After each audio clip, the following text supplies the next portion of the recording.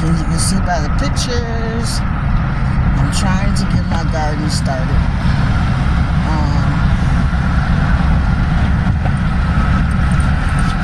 The cheap, economical way. Hey, why waste money if you don't have to?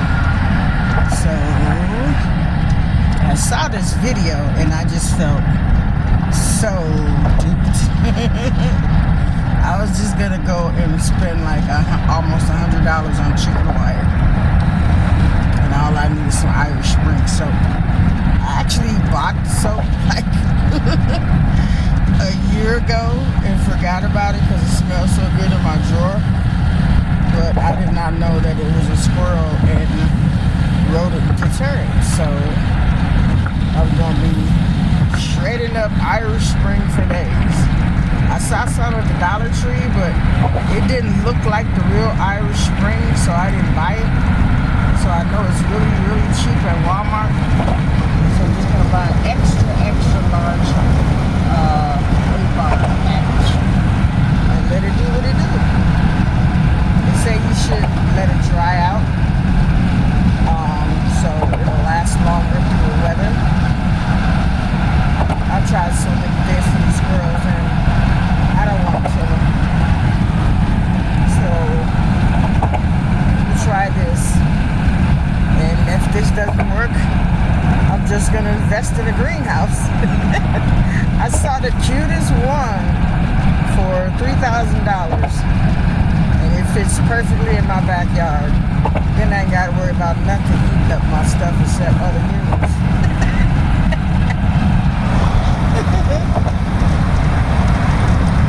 I always wanted a greenhouse. So I'm gonna save up and buy me one.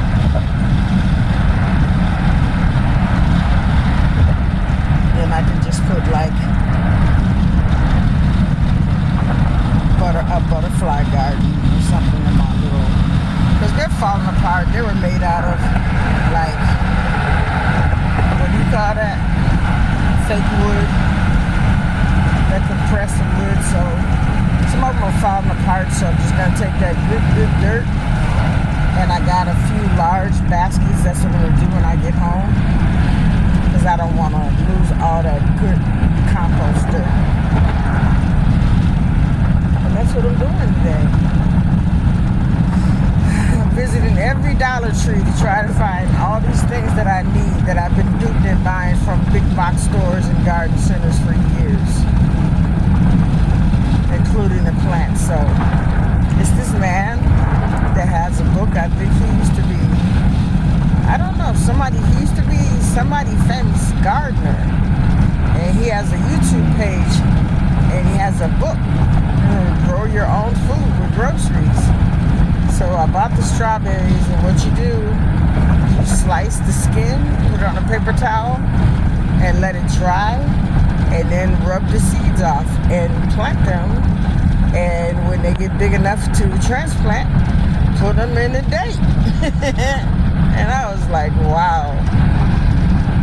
I'd like spend at least $5 for each strawberry plant. The most, like I forgot the word, I don't know how to say it, but it produced the most harvest. I had a strawberry patch when I stayed in the little mini mansion, Concordia College neighborhood, and it just went crazy. I'd never had so many strawberries grow before. It was absolutely amazing. And like I told you, my neighbor she's crazy. So I had these huge tomato plants, and when I would water them at night, I would see all kind of blooms, and I woke up the next day and the blooms would be gone. So I got these, and only a gardener would know to do something that diabolical, because the flower is the actual fruit. It's like some people are so like demonized. It's just beyond crazy. I don't get it. But if you leave the door open a little crack, he will try to come in. So stay armored. Keep on your armor with God. But needless to say, something said look up, and I had like this porch on top of, it was like, it didn't have any rails, but it was flat. So that's when I started container gardening. I got me 5-gallon buckets and had so many tomatoes, I had to give them away. I had a contained garden on top of my porch. It wasn't a top porch, it was just I could open my window and access it.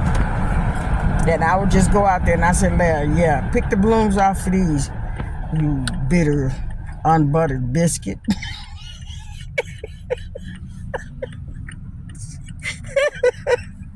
She mugged me so hard.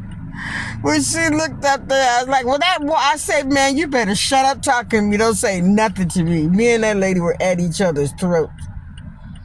I will tell y'all, well, she did something so dirty to me that I had to sue her. I sued her because you can't go over.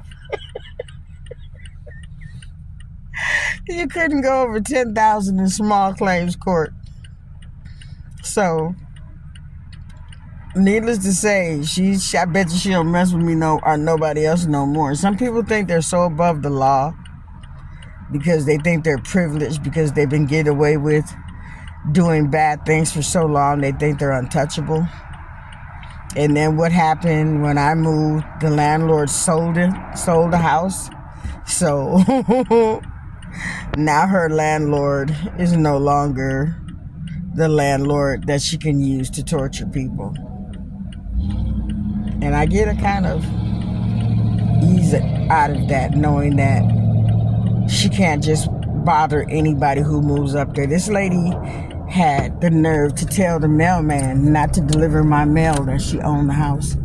And I looked at the mailman and I said, if you give that lady, whom you don't know, who has not shown you any proof that she owns this house, if you give her my mail, I'm recording, you're not going to have a job when you get back to the station. He was really seriously going to give her my mail. And I said, you don't know who this lady is. That's not her address. What address is on that mail? What name is on that mail? Let her show you that that's her mail. He hesitated, but he hesitated. That's what tripped me out. He hesitated. She tried to run a duplex like it was a rooming house. She's crazy.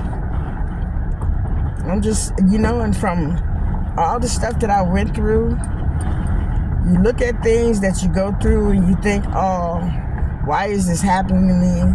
Why is this? Why is that? But that was the catalyst to me owning my first home because of what I went through with her. So next time something bad happens to you and you're wondering why it happened exactly like God planned it to happen, because it's a method to everything he does. It's already planned. It's already preordained. Before you even were born, he knew you. And I rest in that. And I try not to take when bad things happen to me so hard, because it's always a silver lining. So I'm going to leave that with y'all for this Sunday. It's beautiful. It's kind of cold, but at least we got some sun and real ones this time. Message. I love y'all. 3 sis.